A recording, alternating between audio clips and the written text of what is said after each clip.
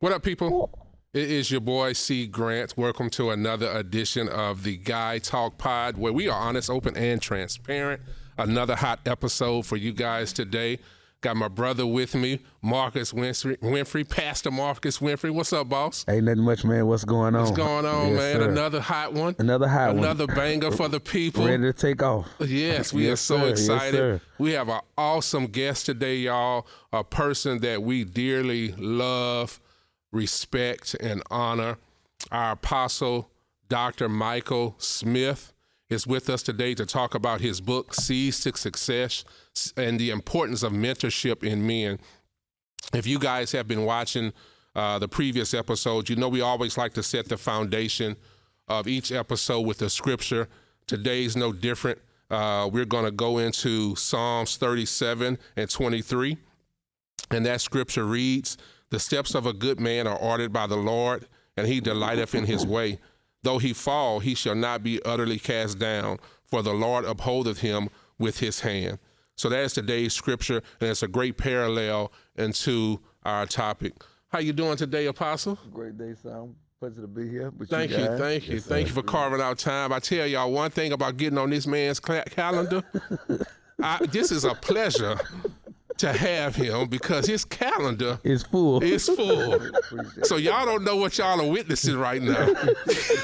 Y'all don't know. Well, those that know him know what they're witnessing. But the others, this is truly an honor. So thank you so much, Pops. We call him Pops. He's our spiritual father. We love him. He has done so much for us in spiritual fatherhood.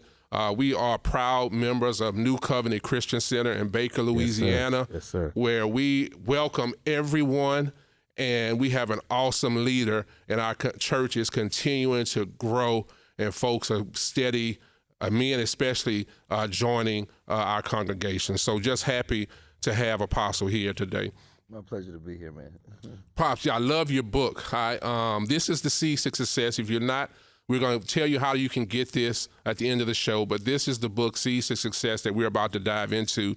And Pops, I was reading through this book. I was having trouble on where to even start in terms of today's topic, because every chapter was just a hit. It was just touched home in terms of things I've been working on or need to work on.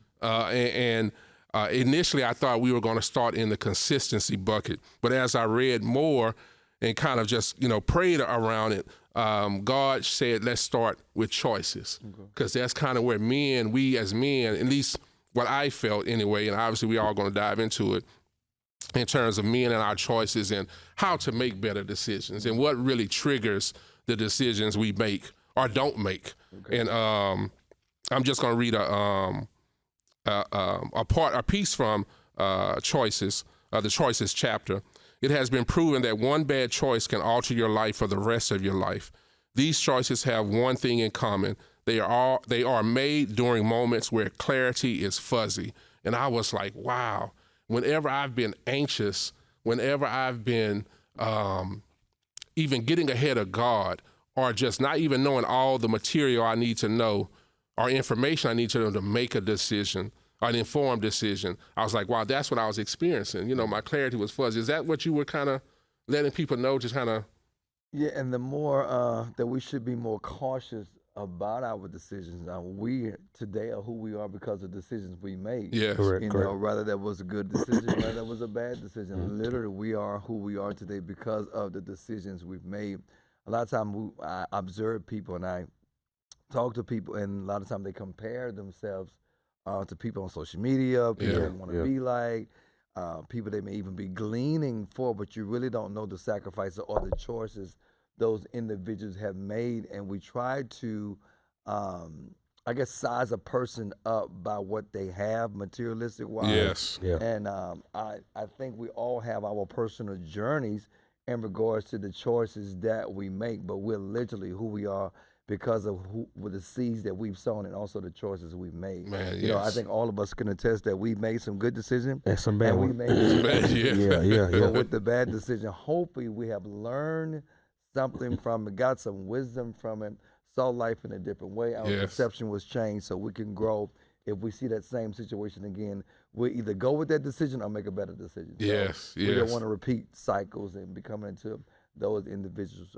So our choices is who we are. Yes, yes. And I was, as I was reading the chapter, I was thinking about, just the example that I set, like for my children through my choices, like it can have a positive impact or maybe a detrimental impact on some of my decisions. And I think back, and just for a transparent moment, I think about my time when I used to smoke and drink, right? Mm-hmm.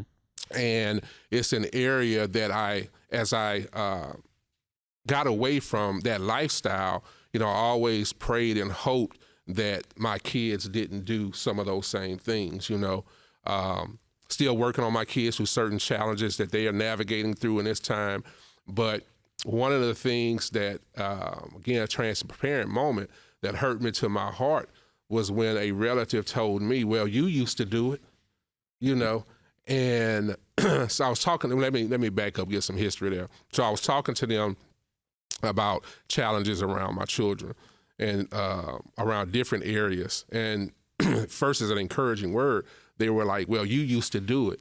And whereas that is very true, I did used to do those things, but it made me think, as I read this book, it made me think about, wow, maybe my kids looked at me and said, well, if daddy did it, it got to be okay. He okay now. It looked like it didn't affect him, not knowing some of the things they don't know where those decisions actually took me. You know what I'm saying? They didn't know about the seasons of trying to get out of trouble, the seasons of trying to spend money to get out of trouble. The season of embarrassment. They don't realize that, so they look at, hey, you used to do it and did all right. It's something I can experiment with too. And not only that, the grace of God covers you with that choice. That's right. Like we made some bad choices, but the benefit of that, because we have a calling on our life, an assignment on our life, or we have something to do for God in the future, what he'll do is those bad mistakes we'll make, he'll cover us with our choices. Because he know we have a destiny in 2025, whatever the year. So they don't also consider that factor as well.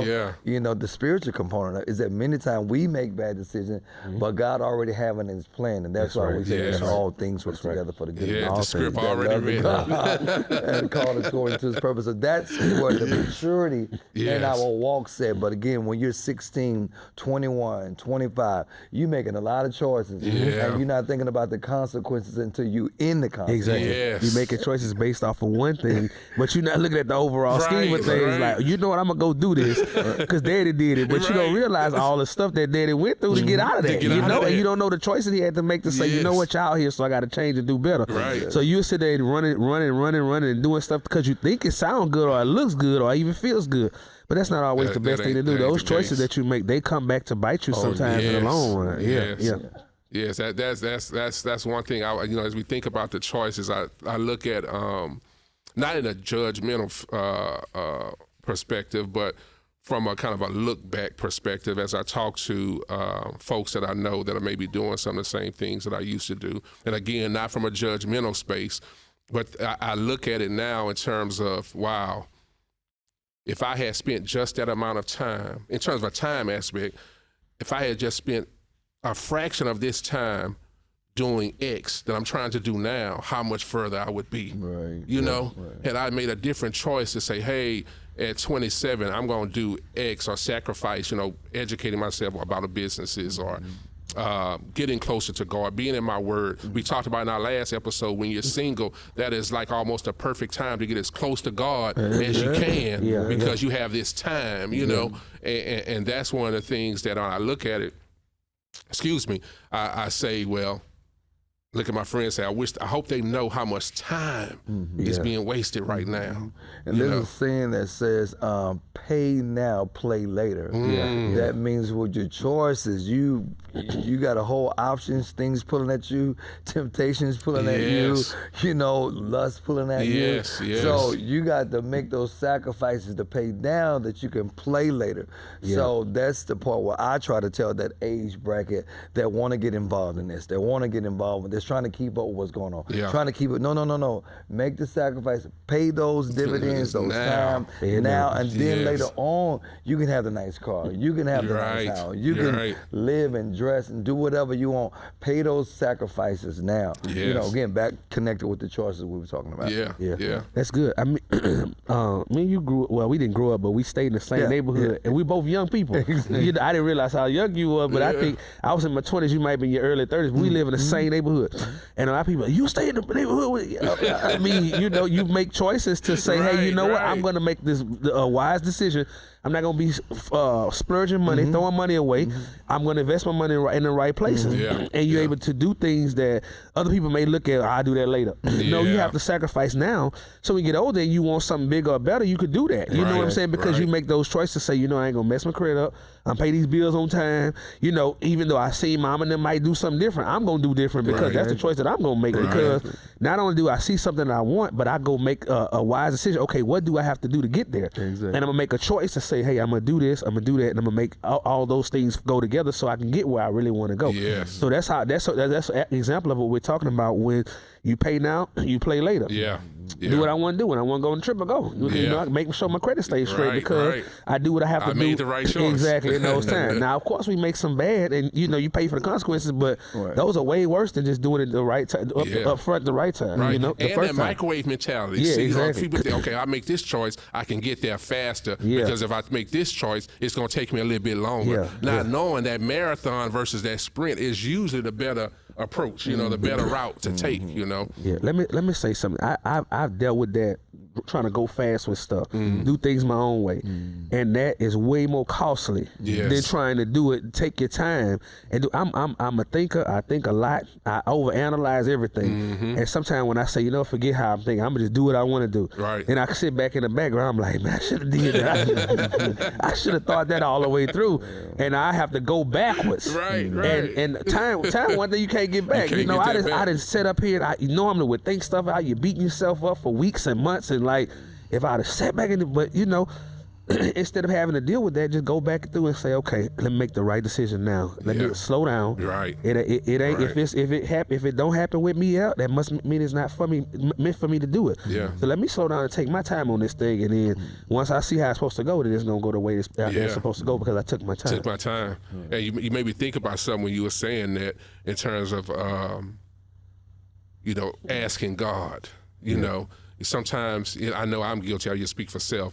I know I've been guilty a lot of times in the past of, you know, trying to go fast, but and saying later, man, I wish I had talked to God about that first. You know, and I'm learning that now in my spiritual maturity day by day, that big and small, God, what you think? You know what I'm saying? What you want me to do in this situation? You know, it made me think about the story with David, and they came in the soldiers, they came back, and everything was gone. The women were stolen, their treasures were stolen, and David went to God, you know, took the Enoch from the priest and went to God and said, you know, shall I pursue or not? Do I need to go get these things back? Or was this something in, you know, it was supposed to happen, I need to walk this thing out, you know, and it just made me think in the big and small. Like me and my wife were talking about something, a very small decision that to be made in the house.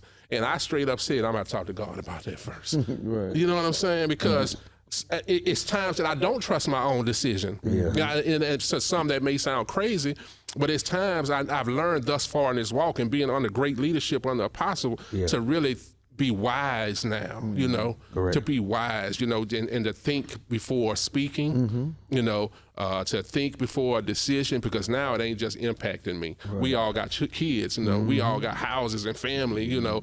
This could be a crumbling effect if the wrong decision is made. So So back to what you said earlier, of course, the steps of a good man are ordered by the Lord, and I know you try to populate to the men audience today, and that's come by communication with God. It's like you can't really say, well, God ordered my steps, and I don't have no relationship with him. I don't have no communication with him. I don't have any dialogue with him. And you may not pray like your pastor, pray like, you know, the local pastor, whatever. Just have that intimate, honest, transparent conversation with God. God, what is your will for my life. God, what do you want me to do about this situation? What do you want me to do about this job? What do you want me to do about this career? What do you want me to do about this relationship? And I'm a firm believer. I've been in the kingdom 30 years. I believe some kind of way God would direct you. Even he'll speak to somebody to speak to you. Either he'll show you or either he'll tell you himself, but you have to be open to that communication before you can make those right choices. Outside of general things that our parents taught us, morals and values. Correct. You know, but then as you grow as a man, there are going to be choices that you're going to have to make, and you got your wife, you got your kids, depending on you to make the right decision. Your choices are bigger than you just said, okay, I want to go start a new business. I know, how's that going to affect my household? How's it going to affect our finances? How's it going to, what kind of position is that going to put us in? Is it going to stress me out? I'm going to have more time for my, whatever the case is. So you want to make sure those decisions are being spoken to you by God, that God's giving you a goal on those things. Yeah, that's awesome. That's good. And I was, like I say, I was challenged with where to stop, where to go with terms of the C's, because all of them is awesome. Y'all, again, if you just joining us or just tapped in or fast forwarded, whatever you did, we are talking about the C's to success and the importance of mentorship in men. Great book by the Apostle Dr. Michael Smith.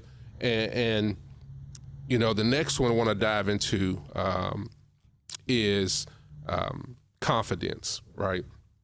One of the things that a lot of us men struggle with, Marcus and I, we talked about in a number of episodes where men are low confidence in a plethora of areas, from terms of being vulnerable to speak on certain things, being able to, whether it's talk about things in their home, or maybe it's just out here in society where they're not as confident about themselves in their career or whatever it is they may be doing. How important is it for men to be confident, but how do they kind of instill that confidence in themselves? With that, I think as you grow, you may have someone who may, like a parent, may nurture that part of you, your confidence, being self-aware, being overly confident, or having that confidence within yourself. But I think as you grow and as you achieve things and as you receive things and as you get accolades, that kind of build up your confidence. But we live in a society, again, the society we're living in, of course, social media, it's a comparison thing. Yeah. Correct. So you're constantly comparing your life. You're constantly competing with the next person, and you really lose who you are because you try to keep up with Marcus. I'm trying to keep up with so-and-so. I'm trying to keep up with this person and how they living and what they got. You lose value of who you are, right? And that's the society we live in now. But again, I think all of us should have a part of us, confidence, right, that know that we're good at something, whatever gift that God has given us, whatever our niche is, whatever our passion is, that's the thing that we should hone in and walk that thing out, versus me I can't be Clarence.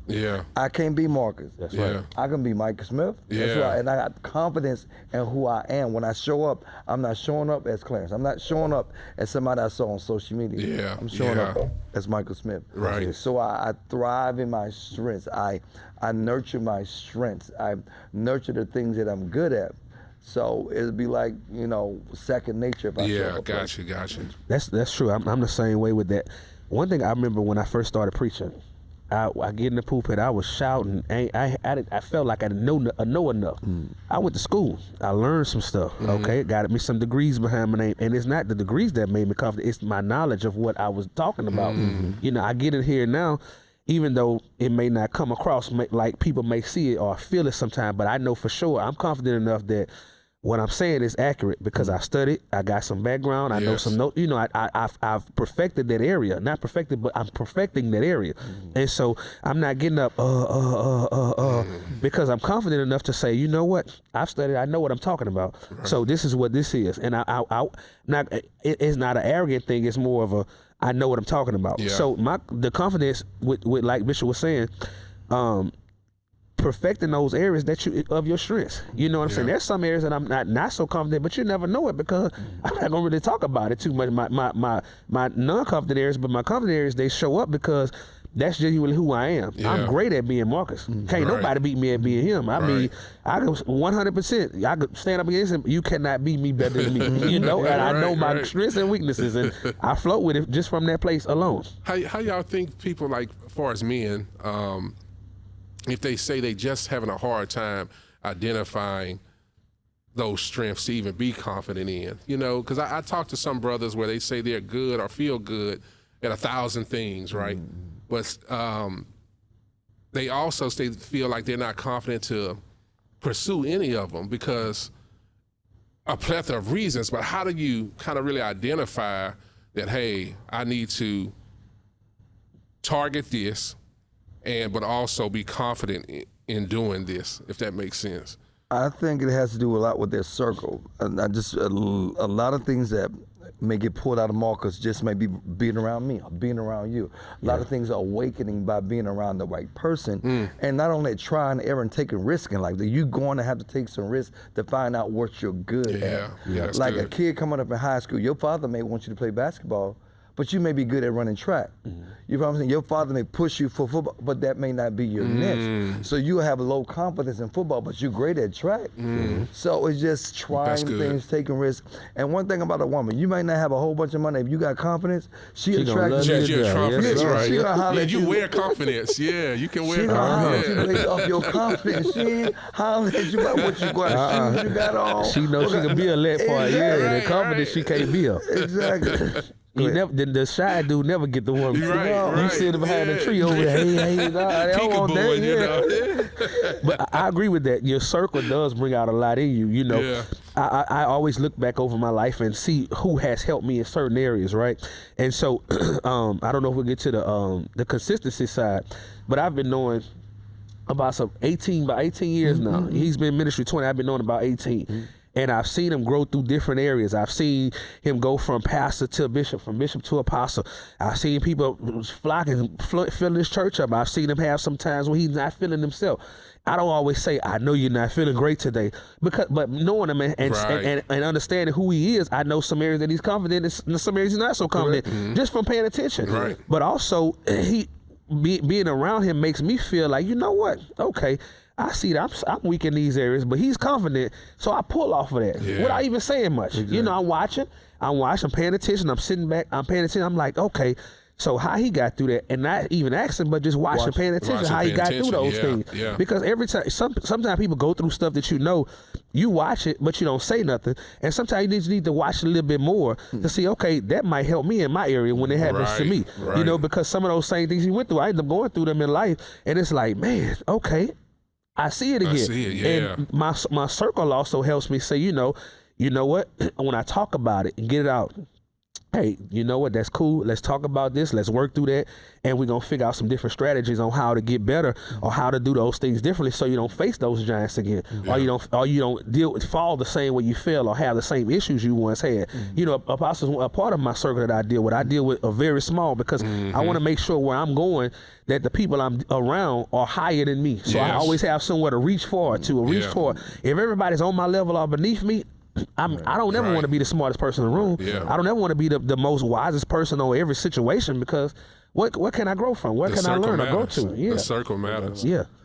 No doubt. So, I mean, back to what he wanted to say, I just want to say a lot of times in ministry or in life, mentorship, a lot of things are caught versus taught. Correct. Correct. And a lot of times people ask me, Bishop, how did you get to where you are? I was paying attention to my leader. Yeah. It wasn't that she sat down and said, hey, this is how, no, I watched. So That's right. A lot of things I caught. So I just implemented what I caught. Wow. You know, and now I can teach it now I'm more of a teachable person when it comes to leadership. Correct. If you know me, I'll sit down and say, hey, this is how you do. But most of my leadership, and he witnesses it, most of my thing, how I came up, I caught it. You know what I'm saying? And back to circles and connections, that's definitely my book, Circles and Connections. And of course, you know, the old folks say birds of a feather flock together. You know how I go. Law of magnetism, who you are is who you attract. You know, same concept. So at this age, like I don't look for new friends. Like I know who I am. I know what I'm called to do. If God lead me to connect with somebody, I will. But most of the time I don't. I'm secure with my tribe and my circle. They motivate me. They push me. They encourage me. You know, the list goes on. But a lot of men growing up, they don't have that person they can connect, and that'll pull us into the mentorship conversation. Yeah. They don't have that person they can glean to, they can talk to, they really can be transparent and open with. Yeah. You know, I think a lot of times we want these false relationships where I'm not going to tell you everything. Right. I'm going to tell you something, but I'm not going Right. to tell you everything. I cannot mentor you if you don't tell me everything. That's right. Yeah. You know, because I'm just going to mentor a part of you, And that's not always the whole thing. Yeah. No, that's good. That's good. And it's a great segue into consistency. And I want to read something from it. And I tell y'all, this book is awesome. This book blessed me in so many different ways. And I'm an avid reader in general. I'm trying to get back to it in a lot of capacities. Anyway, just a quick snippet from the very first chapter of this book, which is consistency. Chapter 1. If we can be consistent in our actions, we can create any type of life or situation that we desire. It says, read that once? No, read it again. And I'm going to read it again for y'all, because I want y'all to catch this. If we can be consistent in our actions, we can create any type of life or situation that we desire. And it made me think about my early days of trying to be an entrepreneur, whereas I'd start and stop. You know, I'd start and stop, start and stop, start and stop. Hey, Clarence, what's going on with that business? Hey, I'm going to get back to it and yada, yada, yada, you know, next month, last week. And I saw people in that same business thriving, you know. And I was trying to say, what's the missing link? I'm trying to, you know, I'm doing some of the same things. I'm going to some of the same places and vendor shows and all these different things. But I saw it was their consistency. You know, they showed up every day. There you go. Showed up every day. And that's one, how can me and Pops be more, or align themselves to consistency? Because every day ain't a sunny day. You know, every day you don't feel like doing it, you know, so to speak. I'm going to say two things. One, know why you started. Like anytime you start on a project, a vision, a business, a ministry, why you started. So when you get in those difficult moments, those moments that you're discouraged, the moments that you don't, it reminds you of why you started. So you'll push through that moment. Also, the other thing is knowing your distractions. Like, it's easy to say, I'm going to be consistent, but then you got to know your distractions. If it's women, if it's drugs, if it's whatever the case is, you got to know your distraction, because you got to trust and believe the enemy is not going to want you to come to a place of fulfillment, whatever that you're working on. So he's going to open the doors of distraction, temptation, entanglement, detours, and the list goes on. Say for instance, I wanted to lose 12 pounds, right? You know, I always say, this is no joke. Chicken wings is my enemy, right? If I'm trying to lose 12 pounds and I run into any engagement, any event, I'm gonna eat them chicken wings. I can't pass them up. Right. Now, if it was a steak or something, a hamburger, I can pass it all day. But wings, I can't pass wings. So. A distraction, prime example of a distraction on what I'm trying to achieve, right? So knowing your distractions, knowing why you started, that's my main thing when it comes to consistency. You got to get up every day, why I started this, why I'm doing this. Go back to that, and then identifying your distractions. That's from me. That's I agree with that too. Identifying distractions is important. I lost 30 pounds since December, and it was being consistent. Yes. I don't feel like going walking every day. I don't feel like getting up, won't hit the punching bag. But even when I don't feel like get up, I say, okay, we got to get some more of the weight off. I don't like the way I look on the first episode. So I'm like, I got to get this stomach down, and I use that as my motivation because I'm saying, okay, the first show I had a 3X, I'm in a 2X. Okay, I want to get down to a 1X because I want to feel comfortable. Plus, I got a 2-year-old that runs all day, so I have to make sure he don't outrun me or wear me down. So I want to make sure these are my goals and my focuses. Now I love sweets, chicken wings. I can do without them, but you give me some cakes, some donuts. Anyway, they got some donuts, so I turn my head. I walked to church one Sunday, had donuts at the door. I looked the other way. I said, Marcus, you want something now? And knowing I wanted it, I'm like, I want to tell one of the kids, go get me one of them donuts. But you know, understanding that when you have a goal in mind, being consistent is the number one key. Even building an area of ministry. You know, I know for sure, even if I have something good, I gotta stay showing up. Even if 2 people show up, I gotta still do this. Even if nobody show up, I'm here. Well, nobody showed up. Well, I was here. Yeah. Okay, and that has to be something that goes. I've built different areas of ministry. I've built teams at work, different stuff like that, and it always happens with consistency. Doing the same thing. Get a routine about it. When your routine, sometimes it becomes repetitive. I know I got to be here at 10 o'clock, so I'm gonna be here. I know I have to do this for a certain time. I'm gonna do it, even when I don't feel like it, I'm gonna still do it because I know that this is what I'm committed myself to doing. And I'm gonna be consistent there because I don't want to lose the momentum, and I also don't want to lose the people around me without seeing that. Hey, you steady dropping stuff, or if I start something, well, he probably don't gonna work on it in a couple of months because he's not consistent in anything. That go that trust factor, that credible factor you talked about in the book, Pops. So, that credibility. When you're consistent, people gonna follow you. Yeah. Totally good. Yeah. I preach consistency guarantees credibility. Yes. Credibility guarantees influence. It's just that simple. Once you consistent, then you get credibility with people. That's it. And that's the only way you can influence it. Yeah. Another thing I want to bring up, Proverbs, of course, it says a faithful man shall abound in blessing. Yeah. You be faithful, guys. Whatever you're working on, you shall abound in blessing. Last but not least, of course, when you're talking about faithfulness and when you're talking about consistency, count your small wins. I think a lot of times we be looking for that big win. No, count that. I'm down to a 2x now. That motivation that keeps you moving. So I think a lot of times we be looking for the big win. No, count that small victory.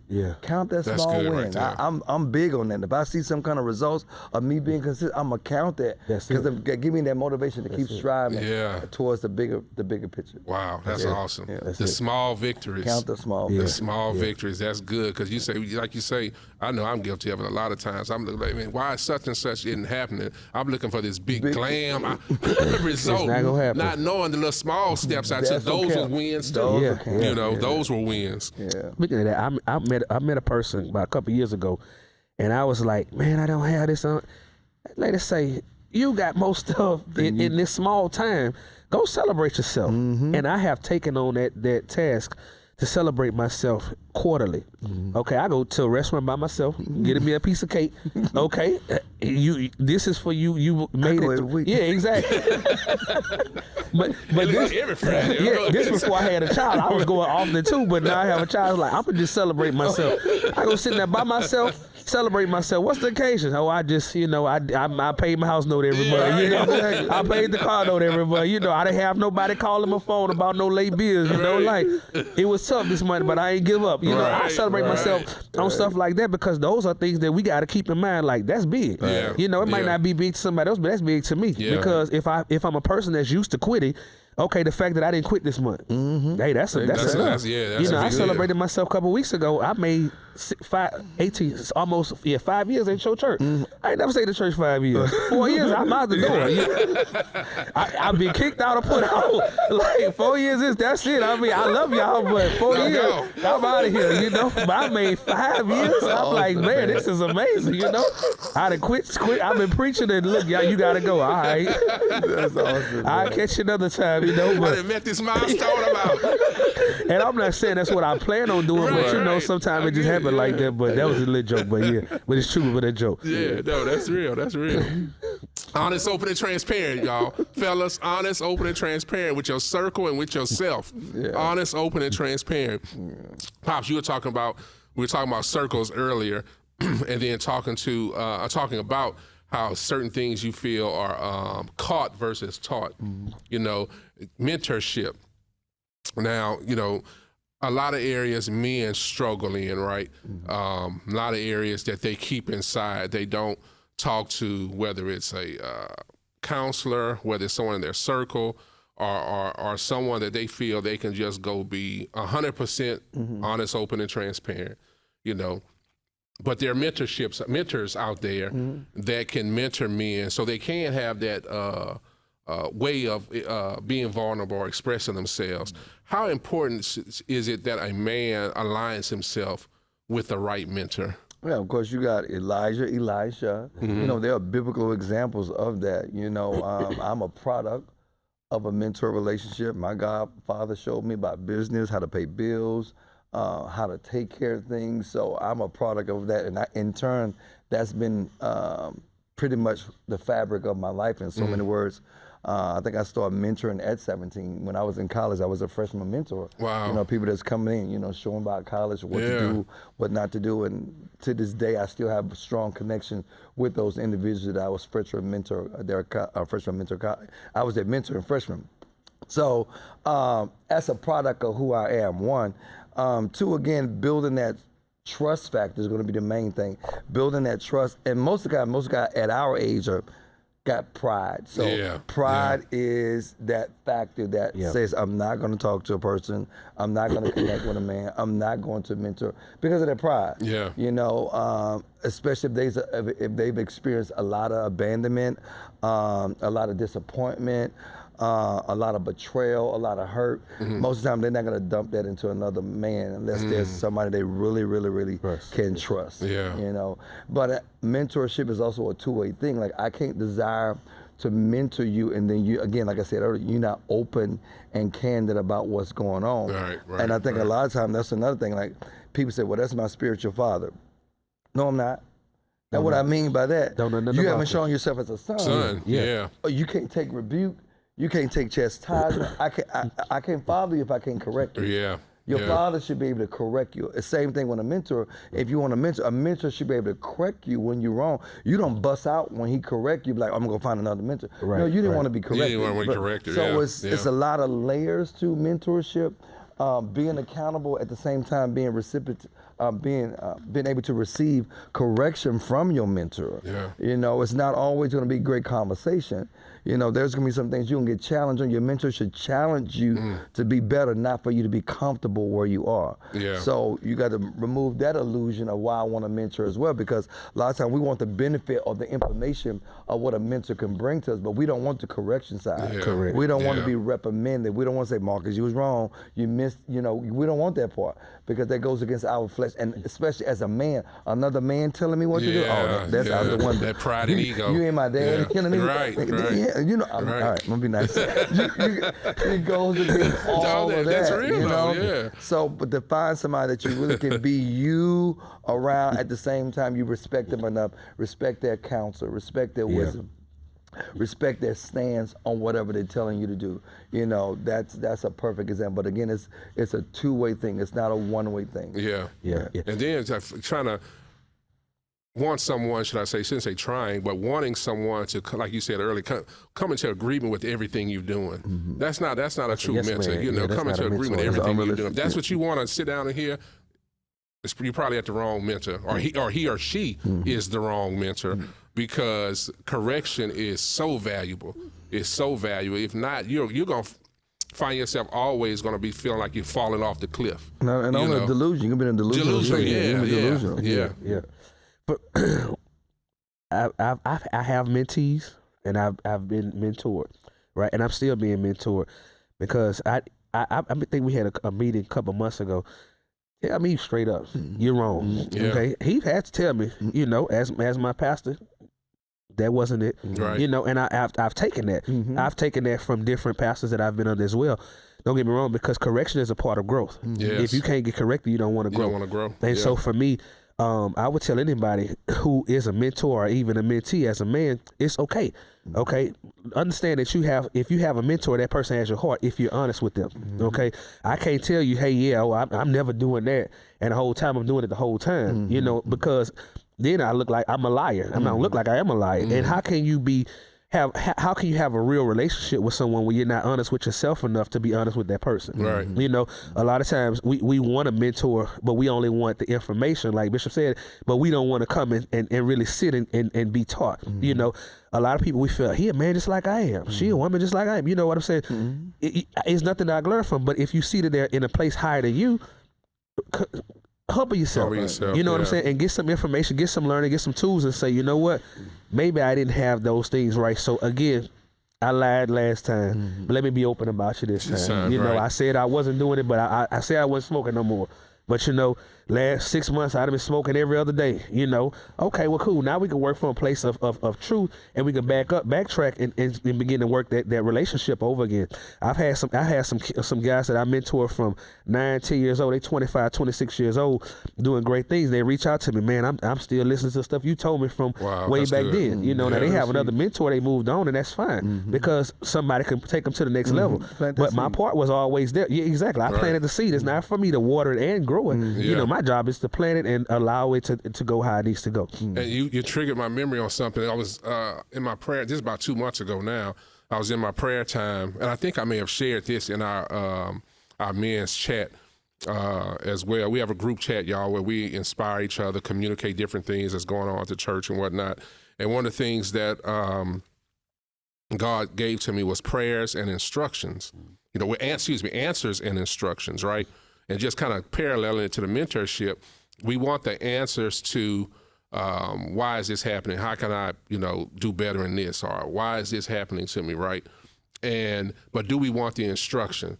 Yeah. So God he gave me a very simplistic example, even just through my kids.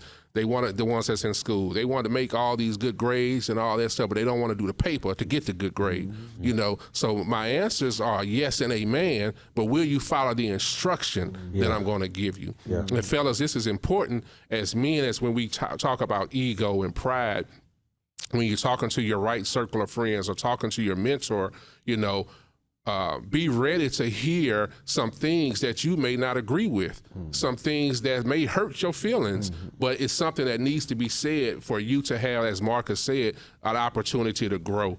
So always be open to know your wrongs and not just always someone in agreement with you. And Pops, and going back to that, so what should a person or a man look for in the right mentor? So he wants a mentor. What does he look for? If he's like, he doesn't know what that looks like, right? He's just been around a circle of men that do X, but he doesn't know, should he start as far as the church or should he start? Man, got to be church first, but there needs to be a common ground. Like, why I want you to be my mentor. There got to be some kind of common ground. If my passion is basketball, okay, Michael Jordan may be my mentor, LeBron may be my mentor. So it got to be a common ground. One, two, open line of communication so we can have that accountability thing. Don't just look for things and information, but again, look for the correction piece to pull you out of your comfort zone so you can be that Michael Jordan. So there's got to be room, space as well. Like, you can never put, and I think a lot of times we become too close to our mentees. Yeah. You got to leave that space for correction because you'll start becoming common to them. Oh, that's my dog. Yeah. We ain't dogs. Yeah. That's you right. got to make sure you leave that room and that space for them. So if you got to correct them, they can receive that versus saying, oh, that's my. So common ground one, open line of communication all goes with that accountability thing.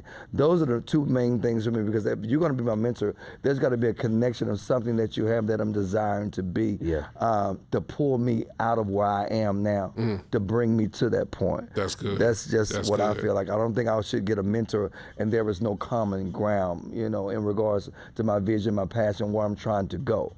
But then at the same time, I, as the mentee, have to be open to all of what you bring into the table and not restrict that to how I see a mentor relationship should look. And my idea of mentor relationship may be, well, you don't correct me. That's not an honest mentor relationship. That's a false reality of a mentor relationship. Yeah. So my main thing is there got to be a common ground, common purpose for us to make a connection there. Gotcha. Most of the time, the people that connect to me ministry-wise, they see my success in ministry, right?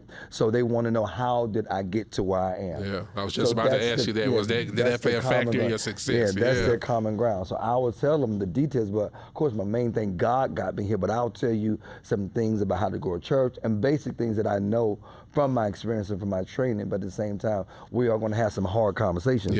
And most mentees don't like hard conversations because it sounds like their parent, it sounds like the person at school, the teacher at school, the counselor at school. So, but they have to be open to those hard conversations. Hard conversations are important when having a mentor. If you can't handle, you might need to rethink it because they're not. I never allow my mentees to be my friend, my mentors to be my friends, or even my mentees to be my friends. You know, I always keep the respect level where it needs to be because I want you to correct me. Okay, as a person who wants to grow, I want you to correct my therapist. She would sit back in that chair and I know I'm about to get corrected. Right. Okay, if I get a text message, we got to meet to go eat somewhere. I'm about to get corrected. You know, like it's okay though, and I don't I'm not afraid of it. I embrace it, even though sometimes I don't want to hear it. I still embrace it. You know, I have to receive it because that's the relationship. If you can't correct me, I don't want you to leave me anywhere. I don't want you to mentor me nowhere because you're afraid of me. I don't want you to tell me I'm doing everything right and I know I'm wrong. If I know I'm wrong and I come to you and I tell you what I did, it's all good.